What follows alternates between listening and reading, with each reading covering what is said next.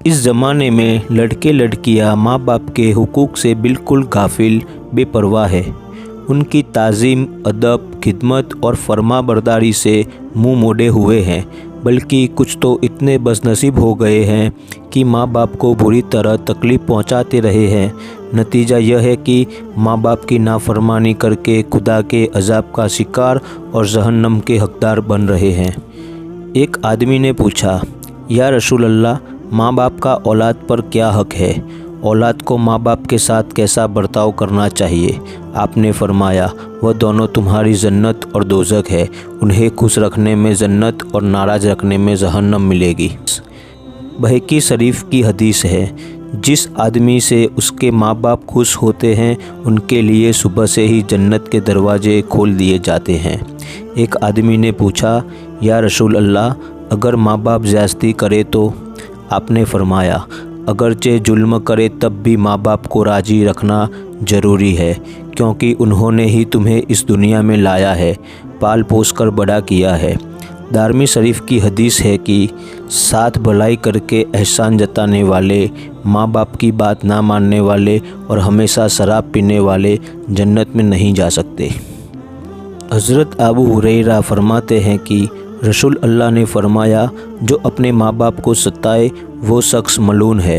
हज़रत अब्दुल्ला बिन औफ़ा फरमाते हैं, एक आदमी आया, कहने लगा, या रसूल अल्लाह, एक जवान मरने के करीब है, उसे कलमा पढ़ने की ताकीद दी जाती है, लेकिन उसकी जवान नहीं चल रही है।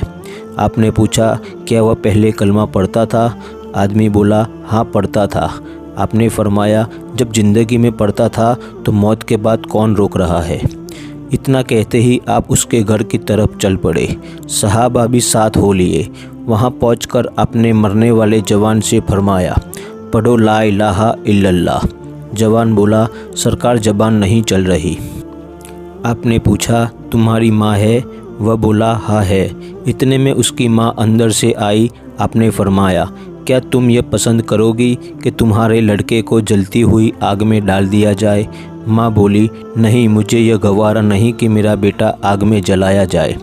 आपने फरमाया, तेरा बेटा नाफरमान, तू इससे नाराज़ है। तेरी नाराज़गी की वजह से इसे मौत के वक्त कलमा पढ़ने की तौफीक नहीं मिल रही। अगर तूने इसे माफ़ नहीं किया तो यह यूं ही मर जाएगा और इसे जहन्नम की आग में जलाया जाएगा। तुझे मंजूर है? माँ की ममता को जोश आया। वह बोली, मैंने इसकी खताएं माफ़ की। इतना कहना था कि लड़का कलमा शरीफ पढ़ने लग गया। मुसलमानों, इस हदीस से पता चलता है कि अगर हमारे माँ बाप हमसे नाराज़ हैं तो हमारी सारी इबादतें बेकार होगी और मरते वक्त कलमा पढ़ने की तौफीक भी नहीं मिलेगी। एक वाक़या, किस्सा और सुनिए, ताकि अच्छी तरह मालूम हो जाए कि माँ बाप की नाफरमानी करके कितना बड़ा गुनाह और अजाब मोल ले रहे हो। अशबानी कहते हैं कि मैं एक जगह मेहमान था। मेहमान के घर पर पास ही कब्रिस्तान था। अस्त्र के बाद मैंने देखा कि एक कब्र फटी, उसमें से एक आदमी निकला जिसका सर तो गधे का और बदन आदमी जैसा था। वह 3 बार गधे की तरह ज़ोर ज़ोर से चिल्लाया और वापस कब्र के अंदर चला गया। मैंने लोगों से उसके बारे में पूछा तो बताया कि वह शराबी था।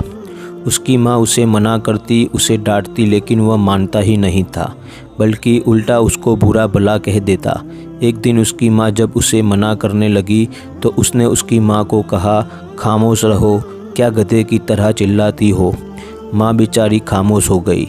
खैर, एक दिन वह असर के वक्त मर गया और दफन किया गया। उसी दिन से हर रोज़ असर के वक्त वह कब्र फटती है और वह निकलता है और गधे की तरह चिल्लाकर चला जाता है।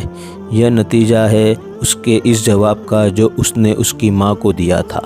भाइयों, तो पता चला कि माँ बाप की नाफरमानी और शराब पीने वाले को बुरी तरह अंजाम दिया जाएगा।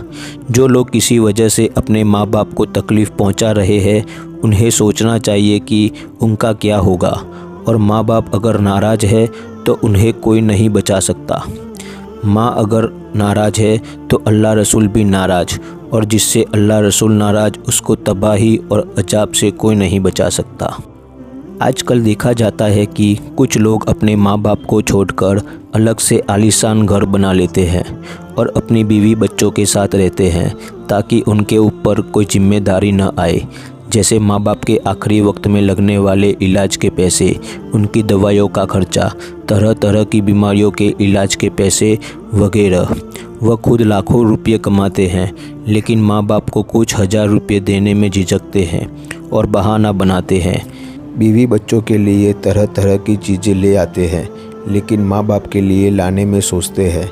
ऐसे लोगों का आखिरत में क्या हाल होगा अगर उन्हें बता दिया जाए तो उनकी रूहें डर से कांप उठे। उन्हें पहले ये सोचना चाहिए कि हम आज इस मुकाम पर कैसे पहुँचे हैं, इसके पीछे किसका हाथ है। जिस माँ ने कितना दर्द सहकर उन्हें पैदा किया और बड़ा किया, जिस बाप ने कैसे खून पसीने की कमाई से उनकी पढ़ाई लिखाई की और कामयाबी के मुकाम तक पहुँचाया। बहरहाल सब दुआ करो कि खुदा हमें माँ बाप की फरमाबरदारी और उनकी खिदमत की तौफीक बख्शे और हमें जहन्नम के अजाब से बचाए। आमीन।